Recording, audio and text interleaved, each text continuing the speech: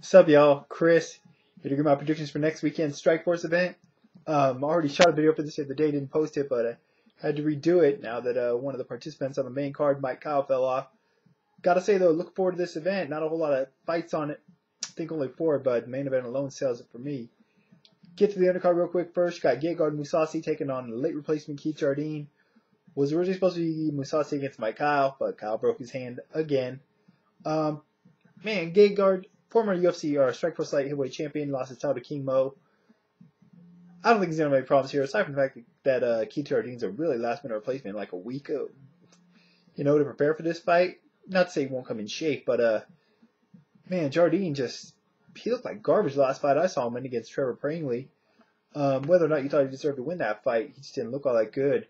And if you had that much trouble with Prangley, Mousasi's gonna tear him apart. So I'll go with Mousasi to win this one by stoppage. I think he'll be able to crack Jardine's not so sturdy chin.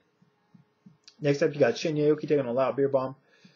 Aoki, of course, fought last year in Strikeforce for the lightweight championship against Gilbert Melendez. Got absolutely shut down for 5 rounds. Since then, though, he's got some good wins over Tatsuya Kawajiri and Marcus Aurelio over there in Japan. Beer Bomb coming off loss to Pat Healy. I think Strikeforce had pretty high hopes for him at lightweight, but that Healy loss stuff is going to set him back. Beer Bomb implements the same game plan that Gilbert Melendez did and has the wrestling to keep the fight on the feet, then he should win. However, I don't know. I don't think he's wrestling at Gilbert's level, and I think Shinya Aoki will be able to get this fight to the ground here and there. And when he does, I think he should be able to submit Lao Beer Bomb. So I don't know when it's going to happen, but I'm definitely going to go with Aoki by submission. Co-main event of the night for the previously mentioned Strikeforce Lightweight Championship. The champ, Gilbert Melendez, defending his title against also previously mentioned Tatsuya Kawajiri. This fight's a rematch. First fight, I believe, was in 2004, 2005 in Pride. One of the best fights of that year by far. Awesome fight. If you haven't seen that fight, I would definitely recommend going and check that out before next weekend's rematch. Melendez won that fight by decision. Controversial. Some people thought Kawajiri should have won, but either way, it was a great fight. Gilbert, also as mentioned, is coming off the win over Shinya Aoki. One-sided victory for him, pretty impressive. Kawajiri actually lost to Aoki last year after Aoki had lost to Gilbert, but Aoki was able to submit Kawajiri in pretty short work, surprisingly. But since then, Kawajiri, the Crusher, has rebounded with the win over Josh Thompson on New Year's Eve. I'll say this. As much as I'm looking forward to this bout, I do not think it will be as good as the first fight. It's rare that rematches are able to exceed or be at the level of the original that's a classic, let alone exceed it. And I don't see that being the case here, I do think it'll be a good fight, though. But, I favor Gilbert Melendez. Mainly a couple of reasons. One, he hasn't really lost since that fight, I don't think. And second, I just think he's more improved. I think he's a better fighter. He's improved his overall game since then. Kawajiri, I don't know how much he's improved. Think it should be an exciting fight. Hopefully it'll go the way of the first one. I think it'll go to a decision most likely, but could end within the distance. But either way, I'm going to favor Gilbert Melendez. Just better track record, more improved, and just looked better as of late. So I'll go with Melendez by decision. On to the main event. And what I must say, hold on a sec.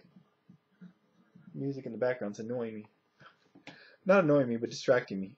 Anyways, main event, Strikeforce welterweight champion Nick Diaz defending his title against Paul Semtex Daley.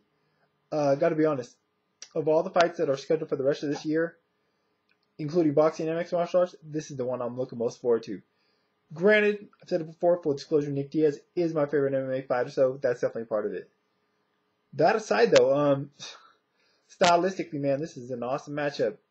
Nick coming off the win over Cyborg Santos, Evangelista, not Christiane. Looked good in getting the win, but made the fight more dangerous for him than it needed to be. Nick, terrible defensive leg kicks. Never checks kicks. He's got his leg kicked apart in that fight. But ended up, out battling, just outlasting Cyborg, getting him to the ground and submitting him in very, very quick, matter of time once the fight hit the ground. Paul Daley, for his side, coming off a win over in England and Bama. I didn't see that fight, but before that, he had a win in Strikeforce over Scott Smith. If you remember that fight, he laid Scott Smith out cold face first on the canvas. Definitely living up to his nickname as Semtex. As for this matchup, who do I favor and why? Man, it's hard to say. Nick Diaz, never afraid to get in a firefight, never afraid to take a punch to give 1, 2, or however many in return. And it's been successful for him in Strikeforce and as of late. However, he's going up against a guy, even though Nick Diaz has one of the best chins in MMA, he's going up against a guy with probably the most punching power at the welterweight division currently. Paul Daley, like I said, Semtex name couldn't be any more accurate. The guy's got some serious dynamite in those hands. We've seen it in the Scott Smith fight. We've seen it in fights against Dustin Hazlett and others in the past. Those two just come to mind because they're very recent. Semtex is also a good stand-up fighter all around. Kickboxer. I think if he's smart, he'd go study that Cyborg Santos Diaz fight and fire off leg kicks and work Nick Diaz's legs. Make Nick a stationary target, where he's less of a threat. Nick Diaz has a huge advantage on the ground with his grappling. Huge advantage. If he gets Daley to the ground, he may be able to submit him as fast as he was able to submit Evangelista Cyborg Santos. However, Nick Diaz, for his part, doesn't have the best wrestling or the best takedown defense for that matter, but his takedowns are pretty elementary. They're just not good at all. And although Paul Daley is not a strong grappler himself, he's got an athleticism and speed advantage that might be able to keep him at distance, keep him out of trouble, keep Nick from being able to get him down. In the stand-up game, Nick definitely has that height and reach advantage. He's got to use that jab, got to be active, and just, try to protect your chin. Don't take as many shots as you normally would because as sturdy and durable as Nick has been, I don't know if he's going to be able to withstand Daley's shots over and over again. So if I was Daley, I'd recommend going to the leg kicks, making him a stationary target, and then unloading on him. Of course, another element in this fight, which hasn't been previously available in Strikeforce, is the use of elbows. Since the Zuffa purchase of Strikeforce, elbows are now allowed in Strikeforce while standing on the ground. So if Paul Daley can take Nick down, he might be able to use elbows from the top position and cut Nick up. We've seen Nick susceptible to cuts in the past.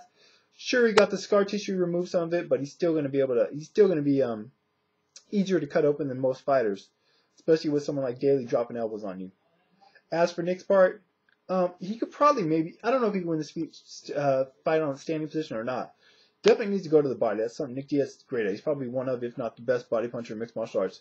But, and I think he'll last longer as well. He's got the better cardio. Daley didn't even make welterweight for his last fight, once again. And if he does, he's got to make 170 here. He can't make 171. You don't get that pound over for a title fight. So he has to make 170. If he does, I think it'll be a tough chore for him, and I think it'll definitely affect his cardio tank. So the longer this fight goes, the better it favors Nick Diaz. Paul Daley's got to come out hard and fast if he wants to win this fight, in my opinion. If Nick gets this fight to the ground, I think it's going to be over. I don't think Paul Daley stands much of a chance of hanging with him there for very long. So, at the end of the day, not just because he's my favorite fighter, but I'm going to go with Nick Diaz just because he has more chances. He has more opportunities to win this fight in both areas. Either standing if the fight goes late, or if he gets the fight to the ground, definitely got a bigger chance there. Whereas Paul Daley, he can win in the striking battle, but on the ground, well, he can also win with cuts.